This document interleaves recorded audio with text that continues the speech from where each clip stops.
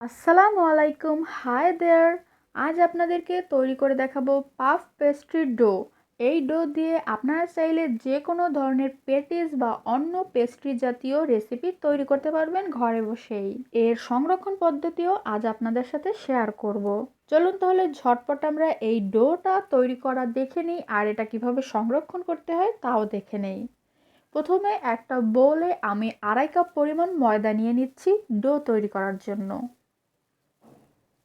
এবার এতে দিচ্ছি 2 টেবিল চামচ চিনি। ময়দার উপরেই ডিপেন্ড করবে অন্যান্য উপকরণগুলো। এবার এতে দিলাম 2 চামচ লবণ। ভালো করে শুকনো উপকরণটা মাখা হয়ে গেল। এবার এতে দেব 4 টেবিল চামচ মেল্টেড বাটার। বাটারটা মেল্ট করে অবশ্যই ঠান্ডা করে নিতে হবে। আমার এই রেসিপিটা যদি স্কিপ না করে ফুল আপনারা ভালো করে দেখে নেন, তাহলে আপনারা ইনশাল্লাহ পেস্ট্রি ডো পারফেক্টভাবে তৈরি করতে পারবেন ঘরে বসেই। আমি ভালো করে ময়দার সাথে বাটারটা মিশিয়ে নিয়েছি। দেখুন একটা দলা তৈরি করেছি, আর এটা কিন্তু ইজিলি ভেঙে যাচ্ছে না। তার মানে বাটারের পরিমাণ ঠিকঠাক হয়েছে, বেশিও না আর কমও না। ভিউয়ার্স, এখানে আমি নর্মাল টেম্পারেচারে রাখা পানি নিয়েছি 1 কাপ পরিমাণে। তবে পুরোটা একেবারে আমি ঢেলে দিব না, অল্প অল্প দিব আর ভালো করে মেখে নিব। আপনারা যদি পুরো পানিটা একবারে ঢেলে দেন তাহলে কিন্তু ময়দা অনেক বেশি নরম হয়ে যেতে পারে। এর জন্য অল্প অল্প পানি দিবেন আর ভালো করে হাত ঘুরিয়ে ময়দাটা সুন্দর করে মেখে নেবেন। ভিউয়ার্স, আমি একটা ডো তৈরি করে নিয়েছি। এবার এটাকে 10 মিনিটের মতন আমি ময়ান দিয়ে নেব। আর কতটুকু পানি রয়ে গেল তাও এখন আপনাদেরকে দেখিয়ে দিব। তবে তার আগে 10 মিনিট এটাকে ময়ান দিয়ে নিচ্ছি। ভিউয়ার্স, 10 মিনিট ময়ান দেওয়া হয়ে গেছে। এখন এটাকে আমি ঢেকে রাখবো। তার আগে দেখাচ্ছি, দেখুন এখানে আমার 1 কাপ থেকে 3 টেবিল চামচ পানি রয়ে গেছে। আমি 2.5 কাপে 1.25 কাপ পানি ইউজ করছি। এখন আধা ঘন্টা ডোটা মেখে রেখে দিচ্ছি। আর এখানে নিয়েছি আমি 70 গ্রাম ডালডা। এই ডালডাটা এখন আমরা নরম করব, তবে সেটা চুলায় বা ওভেনে দিয়ে নয়। আমরা এটাকে বিট করে নরম করে নিব। কারণ ডালটা যদি চুলায় বা ওভেনে নরম করতে যান তাহলে এটা থেকে একটা তেল বের হতে পারে, আর সেই তেলটা রুটিতে মাখতে অসুবিধা হবে। এর জন্যই আমি বিট করে নিচ্ছি।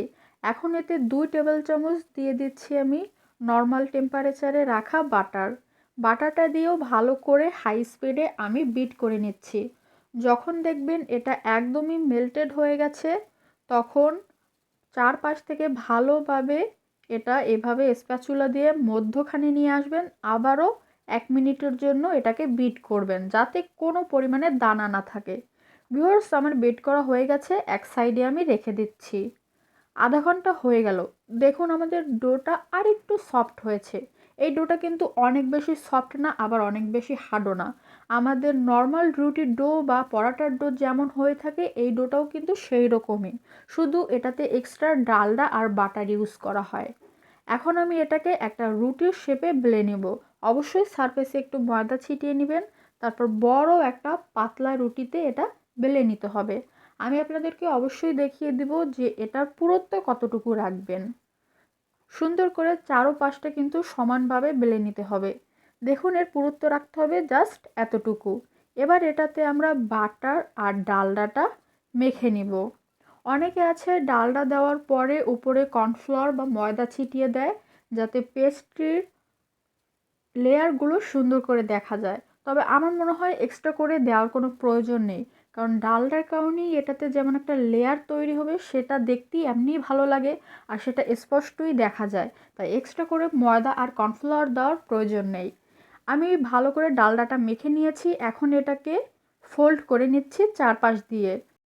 সুন্দর করে এটাকে এভাবে ফোল্ড করে নেবেন। তারপর একটা প্লেটে খানিকটা ময়দা ছিটিয়ে তারপর এটাকে রেখে ফ্রিজের নর্মাল সেকশনে 10 মিনিটের মতন এটাকে রেস্টে রাখতে হবে। অবশ্যই ঢেকে রাখবেন যাতে এই রুটিটা বা ডোটার উপরের অংশটা শুকিয়ে না যায়। ভিউয়ার্স, আমি 10 মিনিট পরে আবারও ফিরে এসেছি। এবার আবারও সারফেসে খানিকটা ময়দা ছিটিয়ে এটাকে রুটিতে বেলে নিতে হবে। এবারও একদম পাতলা করেই বেলে নিব, যেমনটা আগেরবার পুরুত্ব রেখেছিলাম সেই পুরুত্ব রেখেই এই ডোটাকে বেলে নিতে হবে। ভিউয়ার্স, আমি 4 কোণার একটা রুটি বেলে নিয়েছি আর এখন এটাতে ডালডা আর বাটারের মিশ্রণটা মেখে দিচ্ছি।